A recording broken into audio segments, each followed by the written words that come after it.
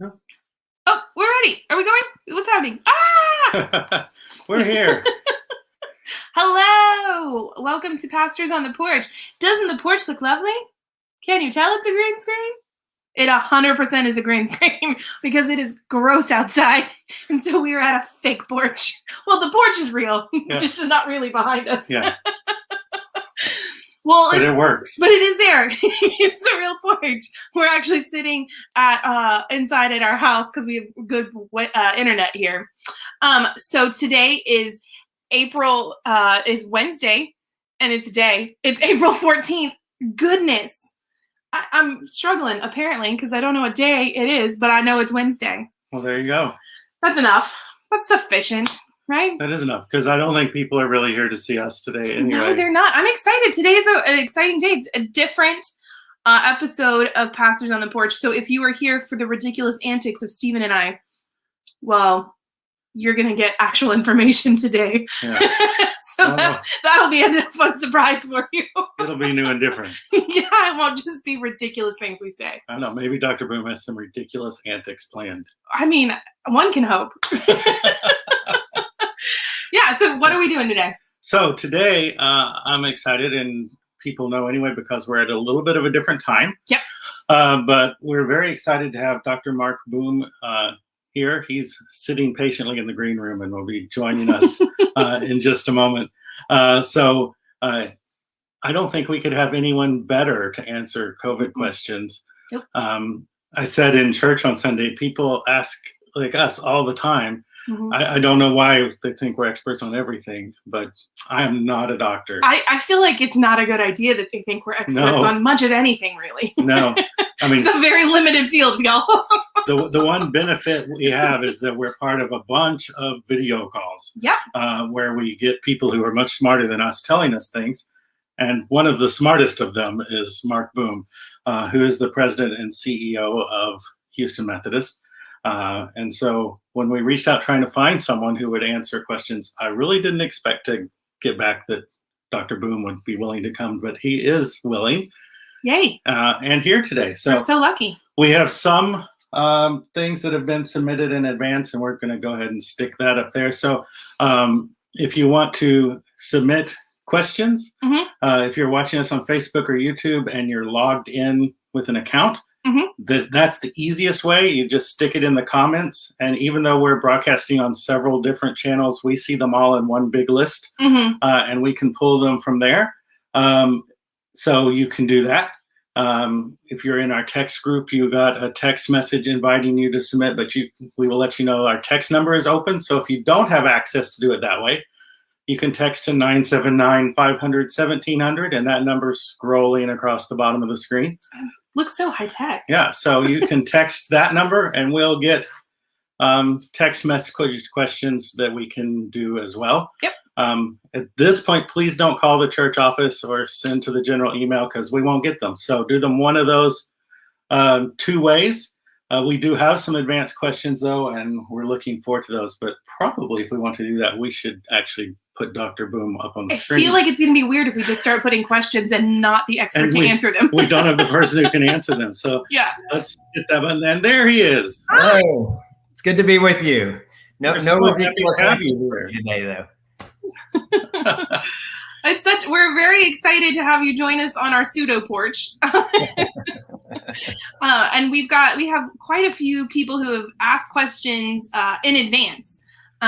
So I hope you're ready because we got a lot promoted. Very good. We know that sounds great. He can take it. So let's see, where should we start? There's a whole list of things popping up here. Should we just start at the top? Yeah, just do it. We'll do it. Okay, so we have here, it sounds like the vaccines don't help. If I still have to wear a mask and socially distance, what good is it to be vaccinated? Well, let me give you the first part of that statement, a big capital letter false. The vaccines very, very, very much do help. Let me give you a real world example at Houston Methodist. You know, the week of Christmas to New Year's was kind of the peak of this last surge that we had. And thankfully, we're way down from that overall. We had about 250 of our employees who got COVID out in the community. They're in the community like everybody else. Remember, we have about 26,000 employees in that 1 week. In the entire month of March, we had 11 patients get COVID. So dramatic 95%, 11 employees get COVID. Let me be clear. Dramatic 95+% decrease because we have most of our employees vaccinated. They most definitely do work. But the second half of this is one of the challenges we face societally, right? It's that finding the messaging of, hey, you got to trust the vaccines. And I use that in two ways. Trust the vaccines in that they are safe, that we will, that they will do very good things for you. And then trust the vaccines as in when you are vaccinated, it does allow you to do some things more safely than you could do before. But we only still have about a third of the adult population or a third of the overall population now, I guess, in Texas vaccinated, or in our region vaccinated. So there's still lots of vulnerable people out there, lots of people susceptible, and there's no way to tell who's been vaccinated, not vaccinated. So I tell people, when you think about how well you can trust the vaccine, that second part of this, think of three things. Think of, first, do you have vulnerabilities? I mean, are you an elderly individual? Do you have major illnesses that would make you highly at risk of getting, really sick or even dying from COVID? And do you have a loved one like that? Somebody you're in constant contact with who's got those kinds of risks? Those people still need to be a little more careful because the vaccines are not 100% effective, and there's still a lot of COVID out there. The second question to ask yourself is, what's your risk tolerance? I mean, we've seen the differences, right? This last year, some people go bungee jumping. Some people, clutch the railing when they get to the edge anywhere near a bungee jump, right? Those are people with different personal risk tolerances. If you're I go bungee jumping, you're going to probably, from a personal perspective, accelerate what you do a little faster than somebody who's in the other category. But the third, and really importantly, is, courtesy and respect for others, right? We don't have the whole population vaccinated yet. Give us 60 to 90 days. We should have everybody who wants to be vaccinated. So what I constantly tell people is, give us that 60 or 90 days. I started saying this about the beginning of March. I would say 90 to 120 days, really the 4th of July. And, did a town hall last week and saying, look, 60 to 90. I mean, we've ticked a good solid, 30 days off that counter. And, we're 2.5 months, I guess, away, a little more than 2.5 months from the 4th of July. I really think, even with, and I'm sure we'll talk about some of the news around J&J, even with that news, that'll slow things down a little bit. We still, I believe, can get the vast majority of people who want to be vaccinated done by the end of June. Very good. That's so exciting. It is exciting. And we've said multiple times, we're both vaccinated. We are both very happy to be. With different vaccines. So we're like a little test group right here. Well, there you go. I got Pfizer on something like December 20th or so. We'd already vaccinated about 10,000 of our employees, and I'm a physician. I still practice, and I wanted to lead by example, but not be first. And so I kind of got vaccinated then, and my second dose early January. My wife got Pfizer. She's a pediatrician. She was among the first at Texas Children's because she's heading up their vaccination drive there, and she's a big time practicing pediatrician. So she was also leading by example. Our 25-year-old is a medical student. She got Pfizer pretty early on. My son is a college student, and his college just vaccinated him his second dose a week ago. And even our 15-year-old, who's technically not eligible for any vaccines, we feel so confident in these. We enrolled her in the Moderna trial. And so she has received 2 doses blinded. So they may be Moderna, they may not be, but she had some pretty sore arms, so I'm pretty sure she got the vaccine. I can't know that 100% that way, but we're pretty sure she did. So, I mean, that's how much we trusted in our family. And like y'all, most of us got Pfizer just the way it worked, but we would have trusted any of them. And quite frankly, I wouldn't, and we'll talk about J&J, I wouldn't even be freaking out if one of my kids had gotten J&J at this point in time. It's on pause right now, which I think we'll talk about, shows really how well these are studied and how well they are followed. Well, can we jump to that? I was about to say, I know it's here. So. I did get the Johnson & Johnson vaccine and was thrilled to be able to get it in one shot and be done. And I know other people who have as well. And I'm not concerned, but I know that lots of people are.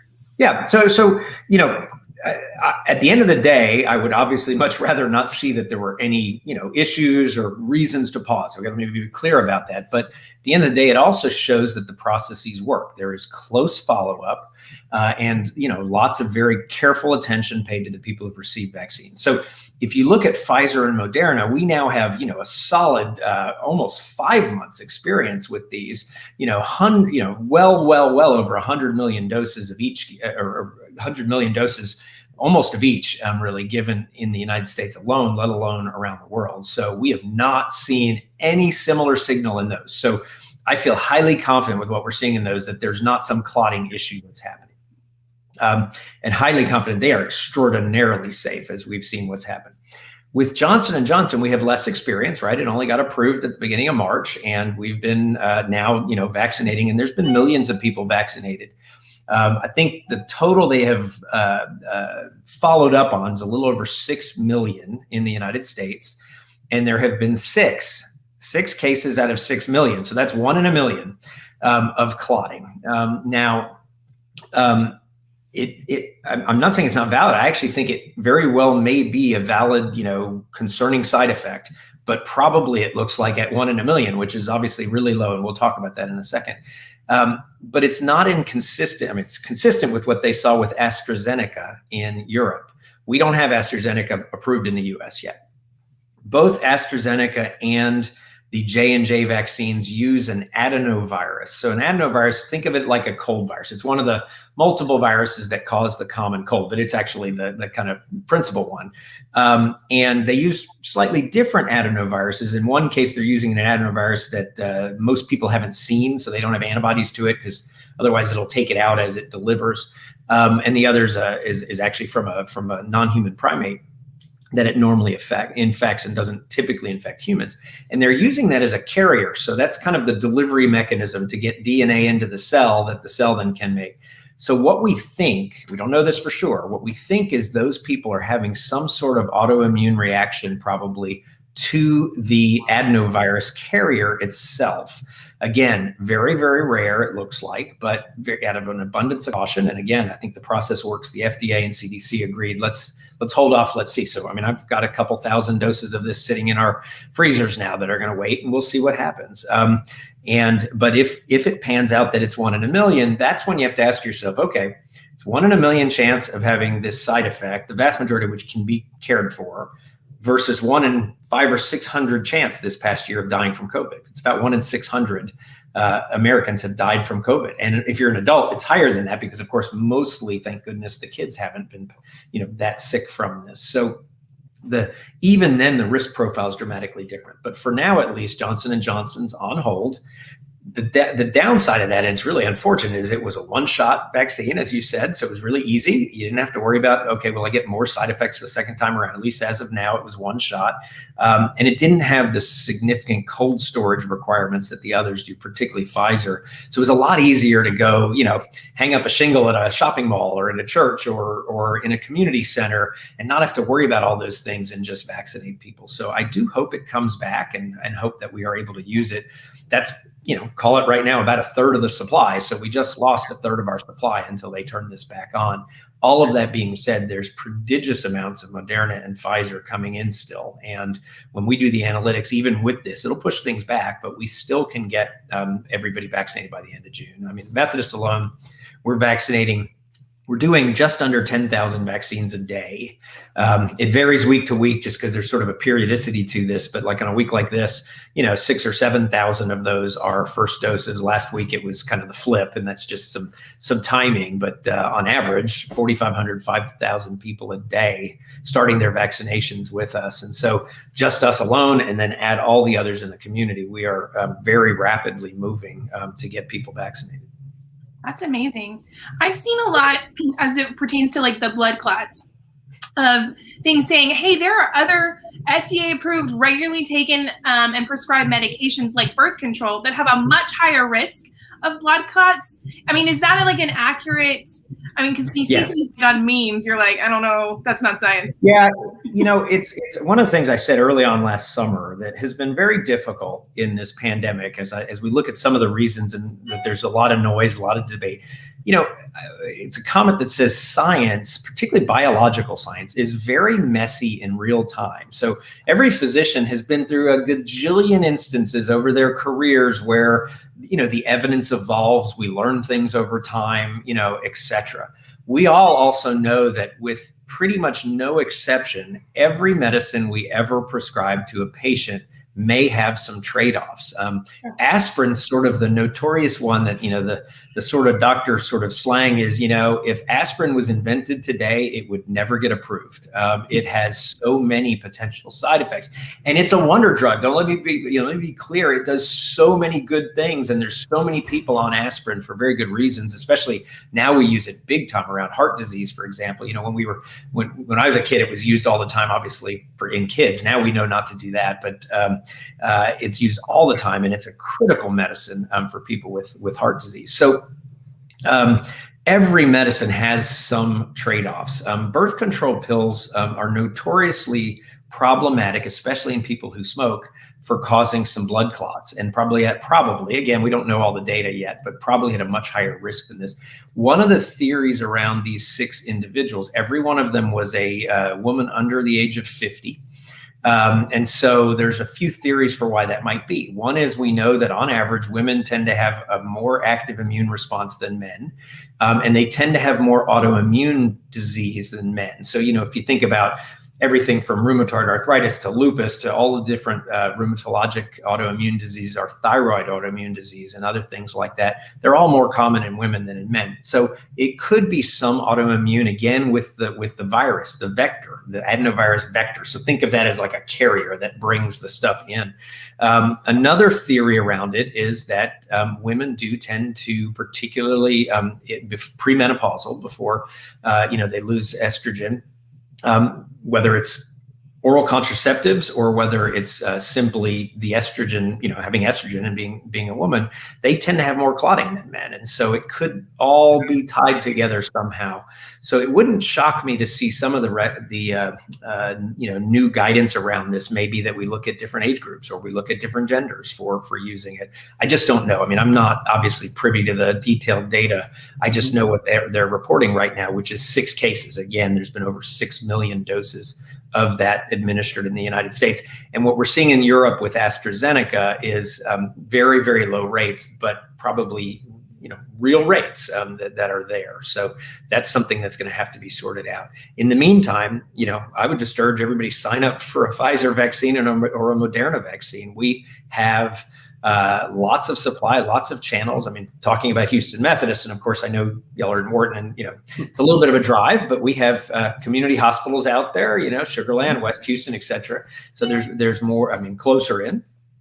We have open scheduling. You go to houstonmethodist.org and follow the little banner at the top, and you can schedule your own dose of vaccine at the time and the location and the date you want now.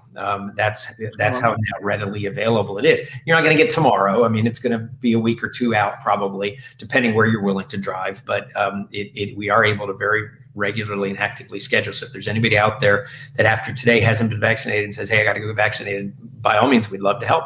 So just let us know. That's amazing. Yeah, and we've seen lots of that. I mean, clearly as clergy, we use our insurance at Methodist a lot. And so we find ourselves at Sugar Land Methodist, and there are always people there at the conference center going in to get their vaccine. So every 5 days, we do it 5 days a week now. The amount we get from the state, we can manage in 5 days. And frankly, we need to give our people some time off. So we work 7 days a week, and now it's 5 days a week. As I said, we do about overall across the system about 9,500 doses a day, so 46,000 a week, and we're having a very constant, consistent supply, and it's all Pfizer. I mean, if you come to us, you will get Pfizer, barring some very unusual circumstance where we help somebody out with an excess of Moderna or something, but we'd let you know, obviously. But 99.99%, you're getting Pfizer if you come see us. Okay, that's good to know. That's exciting. I did. I see we have a question here, and I know you used the word approved quite a bit. I think there's some confusion by people with the emergency use authorizations, and they see lots of social media saying this isn't approved, you shouldn't take it, and it gets. So we had one. There it is, right there. That said, I read the vaccines are not actually approved, and they haven't been thoroughly tested. I know the answer you're going to give for is this true, but I'll let you answer. Sure. Yeah, I mean, I would agree with the first part of the statement. They're not actually under full FDA approval. They are authorized. They are under an EUA, that is an emergency use authorization. That is not some people think the E means experimental. It is not meaning that it is experimental. It is emergency. So we're in an emergency situation. We have a pandemic, right? We have used emergency use authorization over the last year to use convalescent plasma to give to patients. We've used an emergency use authorization to get remdesivir to give to patients.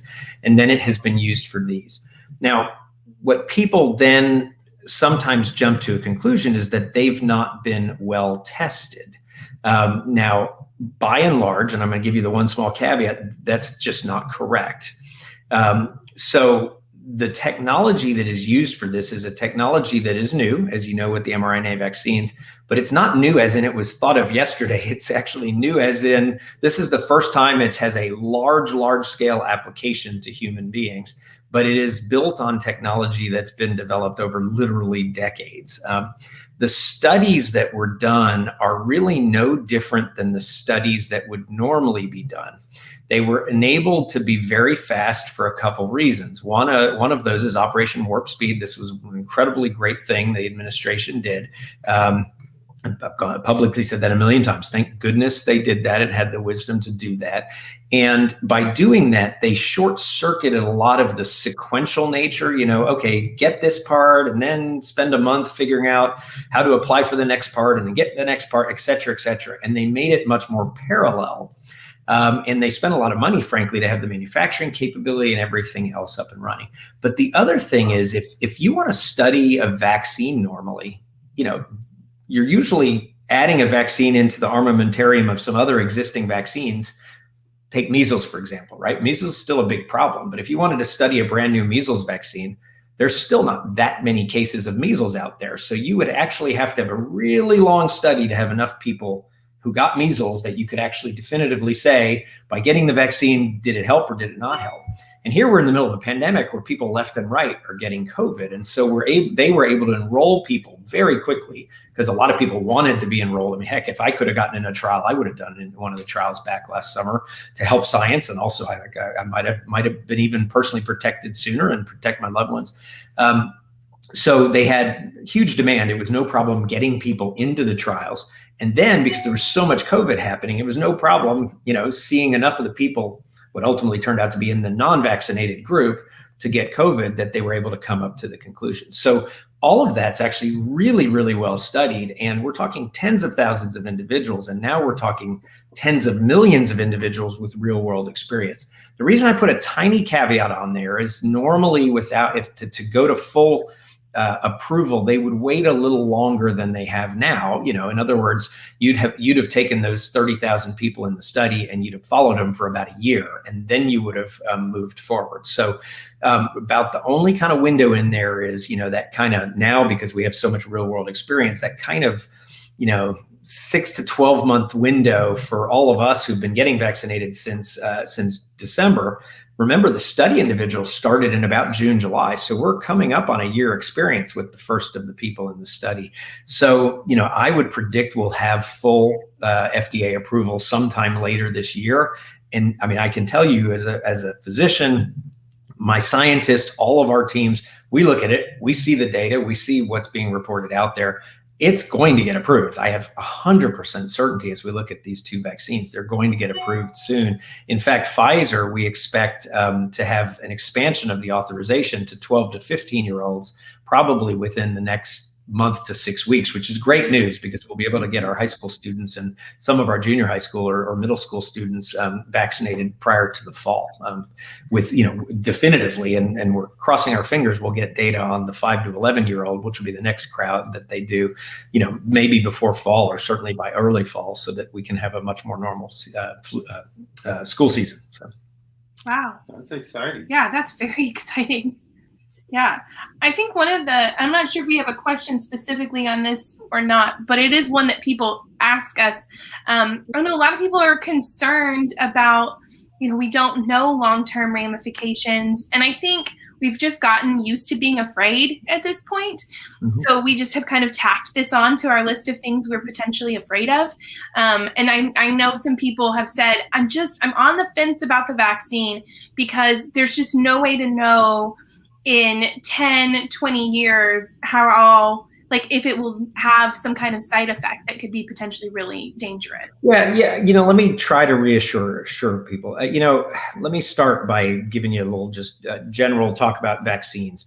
Vaccines, if you look at the 20th century, because that's really when all the vaccines came out. I mean, there was obviously smallpox, and they were doing things before that. They started figuring all this out before. In fact, you can go back several hundred years that they would scrape smallpox and give people small doses to try to not make them sick. And then it was really when they figured out they could do cowpox safely because it wouldn't make people die, because they were doing that even with a risk of people dying, because they were literally scraping disease and giving it to others. But they kind of recognized that you could create immunity even then.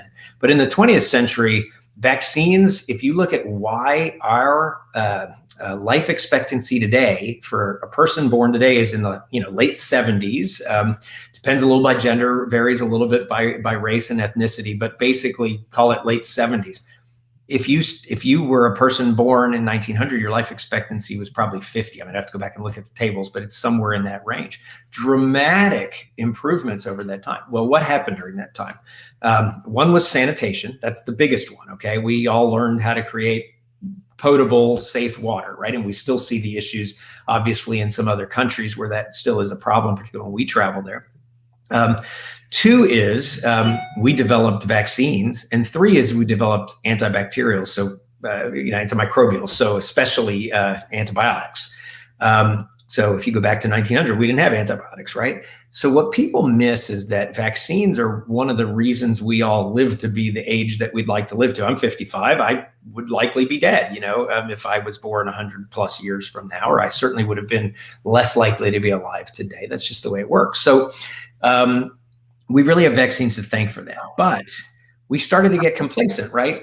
Back then, people lined up to go get a polio vaccine because they saw everybody sick with polio, and it was terrible, a lot of fear. It affected young people. They were paralyzed. Everything else, as a good example. But we've essentially eradicated polio, right? At this point in the U.S., we have. It's not quite eradicated around the world. Smallpox was a dread disease, terrible disease. It's completely eradicated around the world, because of this. But none of us have ever seen those. None of us ever seen a kid die from measles, yet it happened all the time. And so we got complacent. And then unfortunately, we had some people really actively spreading misinformation about vaccines. And so this last 20 years has seen a lot of skepticism about one of the best inventions ever that mankind has created. So we go into a pandemic now where there's been lots of misinformation, lots of stone throwing, and this side of the political party doing this and that side of the political party doing that. And we have the internet, which, can give you some good information. It can give you a whole lot of bad information, right? If you go to the wrong places, and things get amplified. And so people worry about that. But if you were to ask, physicians, can you point to long-term negative outcomes from vaccines? They're not going to be able to point to that. So back to this question of, well, I don't know what'll happen in 10 years. There are no long-term negatives from the vaccines we give. We give, hundreds of millions of people across the U.S. have had all these vaccines over the course of now decades, right? What we see is some small risk in the short term. Allergic reactions, right, is been one, and we've seen that here. They're very manageable.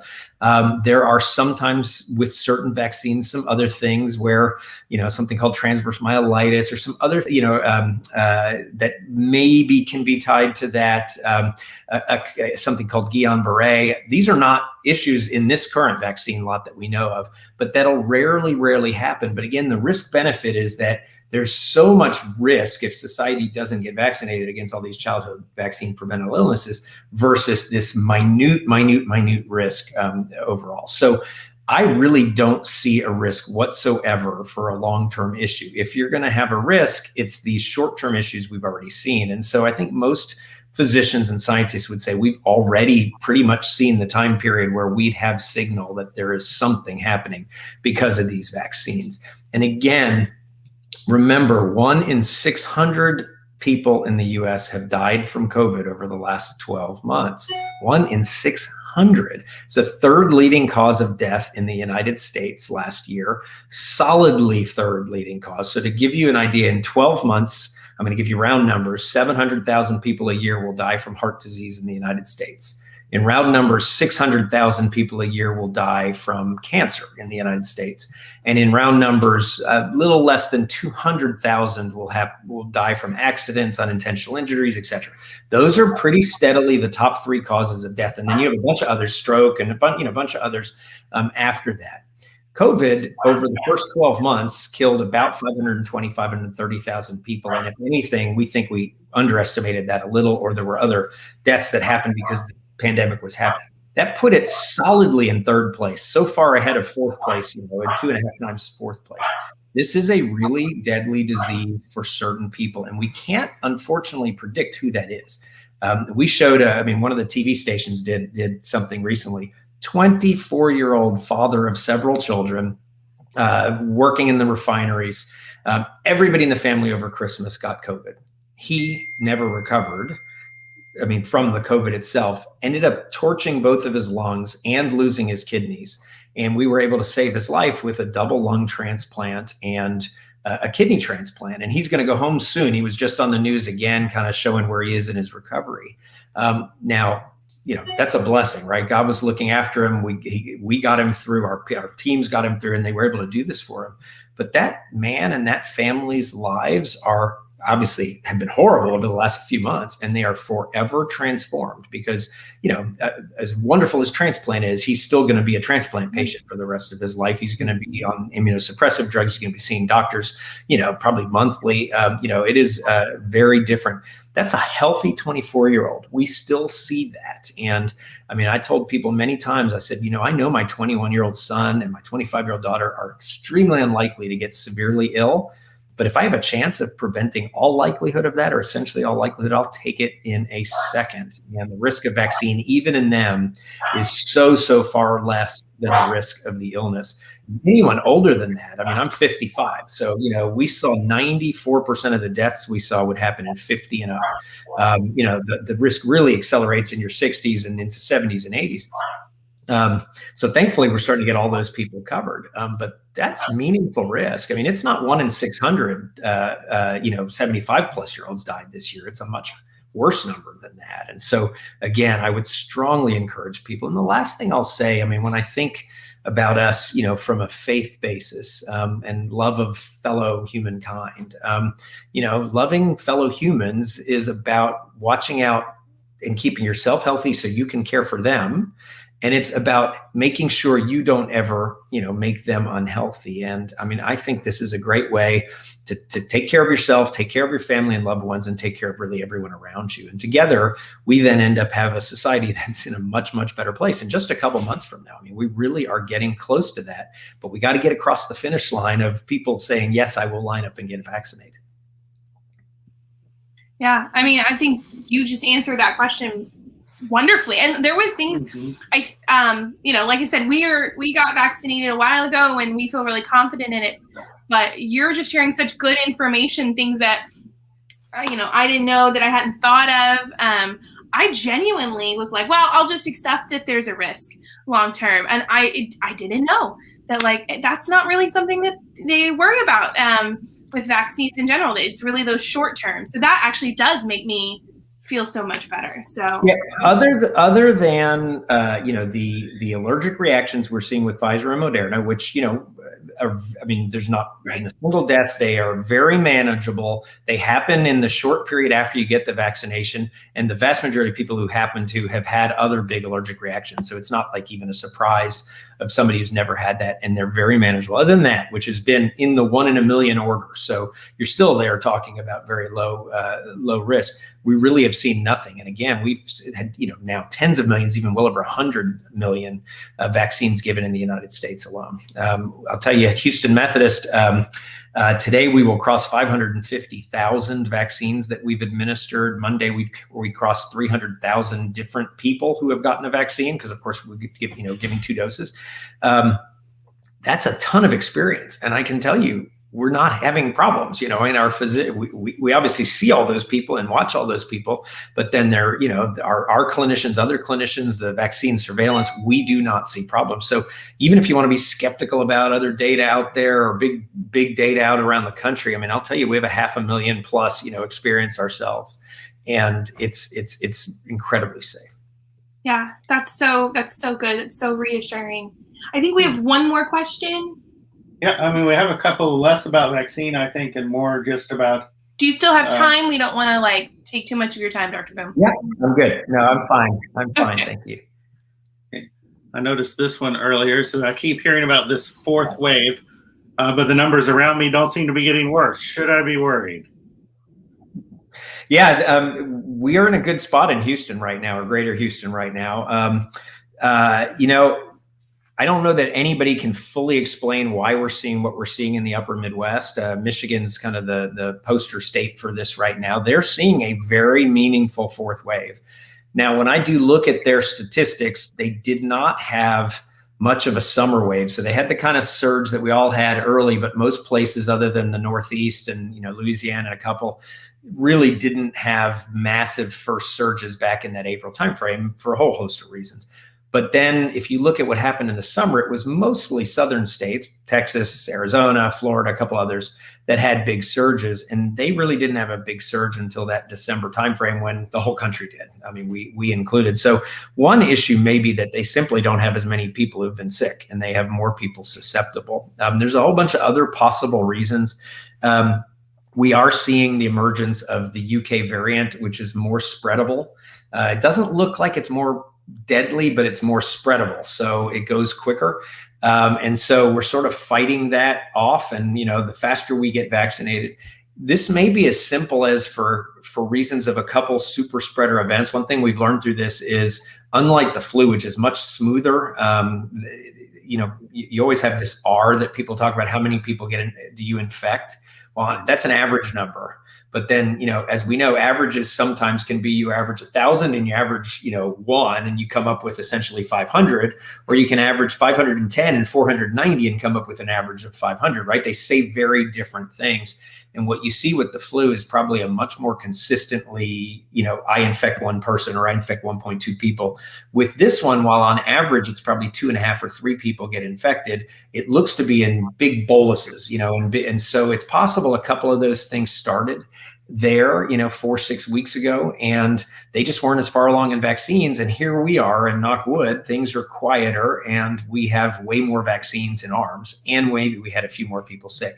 And that being said, over the last few days, we saw a little uptick at Houston Methodist. Nothing dramatic, but it's the first uptick I've seen in a while. We've seen a little uptick in positivity. So I wouldn't be surprised to see a small wave here, but I don't think it's going to be a big wave, mainly because we're getting people vaccinated. And especially if we keep the pace of vaccine we have going. If we start slowing down, that becomes a real problem. So, everybody should get scheduled as soon as they can get scheduled, and, let's get you vaccinated. Yeah. Very good. Well, I wanted to make sure I just thought this was such a sweet question. Yeah. So I want to visit my grandchildren. I'm fully vaccinated, but they can't get a vaccine. Is it safe for me to go see them? Yeah, it's like I'm a geriatrics trained physician, and this has been a really hard pandemic for everybody, but no one more than older people. Now, grandchildren, you may be 50 something for all I know, but who's asking this question? But obviously, many people at really high risk, in their 70s and 80s with grandkids and great grandkids and others, and who have been so isolated. And so there's been so many other effects. So I want nothing more than those individuals to get a chance to interact and be more normal. I'll go back to the 3 things I said. You have to ask yourself, what's your own personal risk? What's your risk tolerance? And courtesy and respect for others. But you also have to trust the vaccine. So if you look at the CDC guidance, the CDC basically says it's okay for groups of vaccinated individuals to get together in small groupings. So in other words, if I had some close friends, we're all vaccinated, and that means fully vaccinated, we can have a dinner and be unmasked and all those kinds of things. And I will tell you, we celebrated my father's 80th birthday this past weekend, and all of my family's vaccinated. All of my brother and my sister-in-law are vaccinated, but their 2 kids weren't. Their 2 kids are a teenager who's scheduled next week in California, which is where they're from, and a 14-year-old who's not eligible yet and hasn't gotten in a trial. We did interact, just to give you, our thoughts around that. Now, both my parents are high risk because they're about 80, but they're otherwise, thankfully, low risk. So do it carefully, do it smartly, look at your personal situation. If you have any doubt, talk to your physician, but then be smart, right? I mean, don't share utensils. Don't, dip chips in the same chip dip. Don't, hug all the time. Don't wipe their runny noses with, and all those kinds of things. Just use common sense around that. Obviously, we'd love to get your grandkids vaccinated as soon as we can, but that's just not realistic unless they're 16 and up right now. But 12 to 15, that's going to start soon. And I think, maybe early fall, certainly by late fall, you're going to see 5 to 11. So that's going to be the bulk. And if we all get vaccinated, we're going to see a very low rate of COVID. So there's 2 pieces to this. Are you vaccinated? And if the rate of COVID in the community is really low, your risk is going to go way down. So most likely for most people, the answer to this question is going to be yes, just using some common sense. Okay. Very good. I don't think we have any other questions that were submitted. Yeah, at least not that don't fall into kind of categories we already talked about. Yeah. So yeah, we did get a couple text messages just saying how much they appreciated the information and your time. So we want to be sure and pass that on, because I know I sure do. Yeah. And would you mind telling us one more time how we can, if people want to go ahead, they're like, yes, I listened, I'm excited, I'm ready. Sure. Where do they go to get signed up with Methodist to get a vaccine? So it's real simple. HoustonMethodist.org. If you go on there, you're going to see a banner on the top. You're going to see another spot on the page. You click on that, it takes you to a page where you then fill in. And up until a week ago, that meant you were kind of putting yourself on a waiting list. Now it is direct access scheduling. So you will go on there and you will be able to choose a time, a place, a date. It may be a couple weeks out, obviously, depending on your location. Some of our community hospital locations in particular, I think Sugar Land is one of them, have been more full than others just because where we're serving, and we're trying to adjust some of our availability there. If you're willing to drive just a hair further into the center of Houston, you'll get one. But if you're patient, you're not even have to do refresh and hit it a million times. You should be able to schedule right there and then and be teed up for your vaccine. That's so exciting. That's so exciting. It is. Yeah. I know so many people have felt like they've tried to get on 78 waiting lists and get up at midnight when one refreshes. And yeah, thankfully, I mean, we're past that as I said, 10 days ago now. In the first couple of days, we had like 45,000 people like that signing up. But remember, we have about 25,000 capacity of new vaccines a week. So, we'll get you in soon. And but keep in mind, many of those are converting. I don't think they quite did, but within the next day or two, Harris County, for example, which is the mega site in Houston, is going to convert to direct access scheduling as well. So, we're all getting to a point where, we have so many people vaccinated and there's so much supply coming in that's now possible. And of course, we're authorized to vaccinate anybody who is 16 and up with Pfizer, 18 and up with the other two. And so since we're Pfizer, it's anybody 16 and up. So it's awesome. Well, very good. Mm-hmm. Well, I don't think we can thank you enough for your time. No, it's my pleasure. Incredible. Thank you very much. Well, it's my pleasure. You all have a blessed day, and thank you very much for having me here. Yeah. You bet. Thank you, Dr. Boom. Bye-bye. Bye. You guys, right. That's so exciting. I feel like I learned something, even though I will say, like, I already felt really confident, obviously, because we have the shots. Yeah. But I feel like I learned something. And I'm really hopeful. I'm sitting here and, I'm thinking about the fall and kids in school and just like the things we can do if we can just find a way to get back together safely. And so I know, like, there are legitimate concerns. I am not. This stuff is hard. This whole year, keeping up with the info, it changing, and we like things to be pretty easy to wrap our hands and brains around, and like that's not been this. Pandemics, it turns out, are complicated. Imagine that. And yeah. Yeah. But to have this kind of information and this level of confidence in the testing. And so if you jumped in late, no worries, go back and watch the whole thing and like share it with people who, are saying like, hey, there's this, or, Dr. Boom is a doctor. He's not paid by a political party or by any, like, there's no conspiracy there. It's just a genuine, loving physician who wants to get that information to people. And I just am so grateful that he came and shared that with us. I am too. And I will tell you, if you had some sort of technological hiccup, or if you're watching this later and you're like, oh, well, I wish I had been able to be there live to ask such and such, then feel free to put it in the comments or email it to us at the church, and we will get you an answer. It won't come from us, but we will get you an answer so that you can get the information you need. Yeah. So, and if you're having a hard time getting signed up for the vaccine and you want some help, we know how to work computers pretty well. Yeah. And we will be happy to help you get signed up. We managed to get vaccines, and that was in the age of multiple waiting lists. Yeah, I can't remember when you did yours, but I got mine in March. And I had to get on a waiting list. There was texting. There were layers. And we managed it. And I say that as somebody like recognizing my privilege of being able to do that. So if you need help, or somebody who needs help, we love our community and we want you to be safe. And so we are happy to help with that. Absolutely. Yep. This was a very different Pastors on the Porch. It was. I really enjoyed it though. I feel like I learned so much. I did too. I love it. And I see that we have been taking up people's computer screens for 47 minutes. And you also have yet to feed me lunch. Yeah, we have not had lunch. So maybe we should go eat. We probably should. Okay, I'm going to take my vaccinated self and go get something to eat. Well, we're so glad that you guys have tuned in with us, or that you're watching this later. And we look forward to seeing you again soon. Yeah. We love you all. Bye, friends. Bye.